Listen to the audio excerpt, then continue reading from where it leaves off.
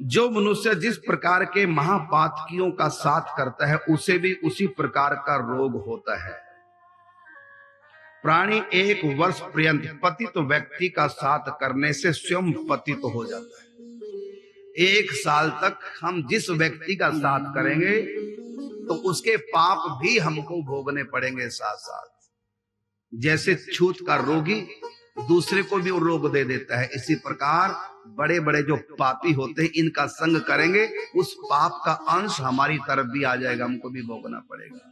इसलिए दुष्ट पापियों का कभी संग नहीं करना चाहिए, उनसे दोस्ती नहीं करनी चाहिए, उनके पास बैठ के भोजन नहीं करना चाहिए, नहीं तो उसका पाप का कुछ अंश हमारी तरफ भी आ जाएगा। और जो इसी जन्म में पाप कर रहे हैं उनका तो दूर से ही त्याग कर देना चाहिए, मांस खाने वालों का, शराब पीने वालों का। अब प्रश्न ये उठता है कि जो घर में ही ऐसे लोग हैं उनको त्याग करके कहां जाए? वो मजबूरी, वो तो संग भगवान ने दे दिया, हमने थोड़ी किया वो संग।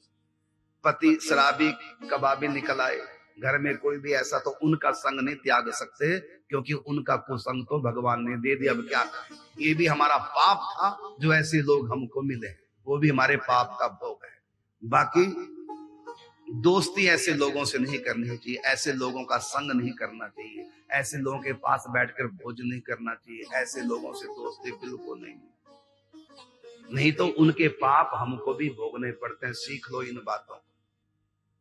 कहावत सुने ना, करे कोई और भोगे कोई और, ऐसा भी हो जाता है। जैसे किसी को टीबी का रोग है, उनके पास बैठ के खाने वाले को भी, उठने बैठने वाले को भी टीबी का रोग हो जाता है। ऐसी केवल रोग ही नहीं छूत के होते हैं, पाप भी छूत के होते हैं। परस्पर वार्तालाप करने तथा स्पर्श निश्वास सहयान, सहभोज माने सहयान का मतलब उनके साथ बैठ के यात्रा करना, सहभोज उनके पास बैठ के भोजन करना, सह आसन उनके पास बैठ जाना आसन पे, अध्यापन उनके साथ बैठ के पढ़ना लिखना और उनसे शारीरिक संबंध बनाना, इनसे भी उनके पापों का संक्रमण हो जाता है। रोगों का ही नहीं, कर्म का भी संक्रमण होता है।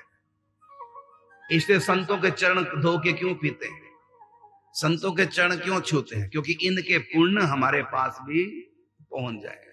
और पापी से देखना भी नहीं चाहिए, दूर से रहो, क्योंकि स्पर्श करने से, उनकी सेवा करने से, उनके संभाषण करने से भी उनके कुछ पाप हमारी तरफ आ जाते हैं।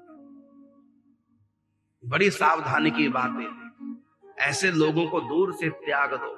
और मैं कहता हूं यदि आप लोग हमारी बात मानकर ऐसा करने लग जाएंगे ना, सारे लोग तो शराबी शराब पीना छोड़ देंगे, मांस खाने वाला मांस खाना छोड़ देगा। उनको पता कि जब तक नहीं छोड़ेंगे कोई हमसे बात ही नहीं करेगा, उनको अपमान जैसा लगता रहेगा। यदि सारे लोग ये सलाह कर ले तो लोग पाप करना इसी डर के मारे छोड़ देंगे।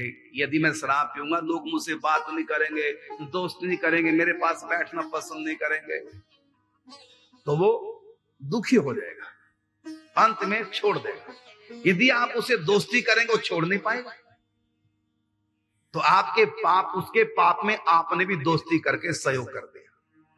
उसका तिरस्कार तो नहीं करना, लेकिन उसे दूरी बना के रखना। सभी लोग यदि शराबियों से दूरी बनाने लग गए तो शराबी शराब पीना मजबूरी में उनको छोड़ना पड़ेगा। पहले जमाने में ऐसा होता था, थोड़ा भी कोई गलत काम करे कहते उसको जाति से निकाल देते थे, हुक्का पानी बंद कर देते थे। क्यों? कि ऐसा करेंगे तो आने वाला व्यक्ति डर के मारे पाप नहीं करेगा।